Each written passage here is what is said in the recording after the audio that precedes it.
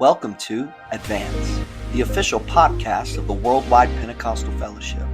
In each episode, we'll explore how the WPF is advancing hope to the nations through the combined efforts of the General and Executive Councils, working together to produce bold initiatives, united vision, and worldwide collaboration. This is where the vision becomes action. From legislative updates to local and global church empowerment. Stay informed, be inspired, and find your place in the mission.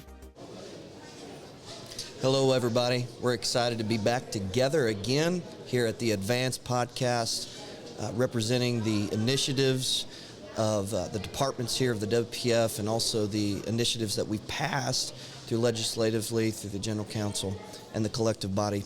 Anyways, we're glad to have the chairman of the National Youth Development Council, Zach Wells, with us today. It's good to be with you.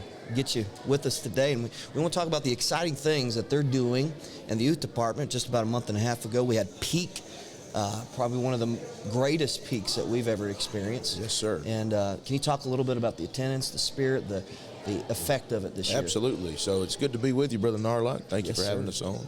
And Peak 25 was our largest registration ever. Wow. Including Houston. Now, we had more people in Houston. We think as close to the count as we could get.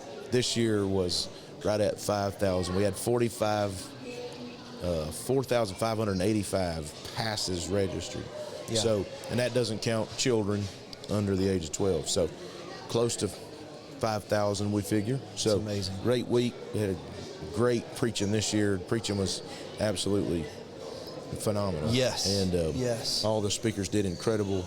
And the music was unbelievable this year. Hope Morgan did great. Such a Sister Hope and my wife, Sister Wells, and Brother Phillips is over the band. That was pretty neat. Really cool. So I think people are surprised how talented Brother Phillips is musically. But it was a great time. And well attended. The after events this year were unbelievable. And the good news is we got back in the black. So absolutely, which we'd had a deficit the last couple of years just for various reasons, but we pulled it all out in 1 year. So thank you to all of you that helped us do that. So it's exciting. And speaking of the financial thing that you guys have done, bringing it back out of the black, but there's also, it's just enabling you to be able to do more and push the ball further.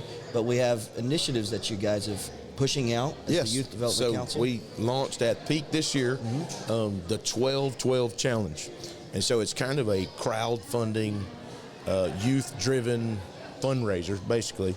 And, you know, most kids these days, even us, we use Venmo, Apple Pay, all the things that you use online, Tap Pay. And so, but not every young person has $150 to put in an offering. Yeah. So the challenge is for 12 months, on the 12th day of the month, you give $12, which is the cost of 2 coffees, which is a sacrifice, but not a big one. So if we can get 2,000 people to do that across our fellowship, it's $38,000 a month that's going to come in, almost $360,000 in a year. So that's significant income from just $12. Wow. So what that money's going to go to is, we have the parts of the WPF that don't have fundraising generation arms, which is Bible quizzing. Historically, they go in the red every year, and it's not a management problem. It's just they don't make any money, and there's so much an expense to have a Bible quizzing tournament, national tournament. And you make it so high to register to get in the black if you're not careful. So we want to help them out, and we want to eventually, if we get to the point where it's working, you start paying staff to help year round with Bible quizzing. So those are our visionary things that we're thinking about. So Bible quizzing, WPF kids, their only money generated is from merchandise sales, revenue sales. So any of this could help in a variety of ways. Hope Corps scholarships for home missionaries, global missionaries, kids. Yes. So those are things, and the Global Missions Council is doing a lot of that. We're just trying to get youth involved in helping with that. Absolutely. Because historically, the best, most successful years of Peak and the young people around Peak is when we've been giving sacrificially. Yes. So we want to make a way to do that. And we've already got, I think, 165 people signed up that have been signed up since Peak. We were trying to hit 300 at Peak, so we were a little under that. So if you're watching, Yes. go online, WPF, the app or the website, and you can click on 1212, set it up, and it comes out automatically for 12 months. So It's amazing. And then we'll relaunch that every year at Peak. You'll get another chance to sign up. So Yeah. it'll be a year-to-year thing. It won't be perpetual. So I love we're it. excited about it. It's a great initiative, and it feels like for even young people, it's a reachable target. Yep.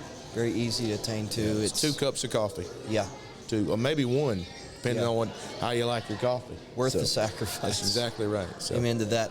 One more thing I wanted to get with you right before we close up here was you said Challenge Week is coming up. That's Yes. something the youth development It's department does. it's a collaborative where Okay. the youth development is a third part of it. It's September 24th through the 27th, and it's in Birmingham, Alabama. You can go online to challengeweek.com, I think, maybe .org. Check me on that. They can post it in the deal, but you can register. But it's not really a place that you send your youth group. It's a place you send your youth pastor and his wife. Okay. And there's networking things that are happening. Obviously, Hope Corps graduation is there. Wilson University and Hope Corps are the other 2 collaborators. But there's 3 tracks: business as mission, youth, and then general leadership and ministry. And the speakers this year, go online, you can see there's about 50 people that are going to be teaching, talking. Yeah. To put this event on, if you had to sponsor it and pay for it, would be hundreds of thousands of dollars. And with all 3 of us coming together and the people that we bring together just by coming together with that, all the leadership teams, everybody that's a part of each one of those deals, it's quite a deal. It really is one of the premier events in Pentecost.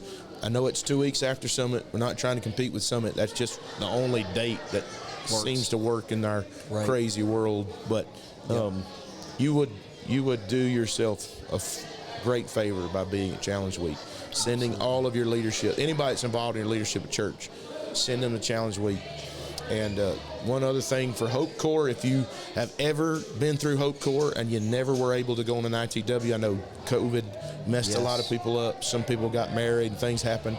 But if you come to Challenge Week, it will serve as your ITW, and you'll be able to graduate Friday night. That's awesome. It's a pretty neat thing that they're offering prior to 23. If you've been through, you never attended an ITW, you can come.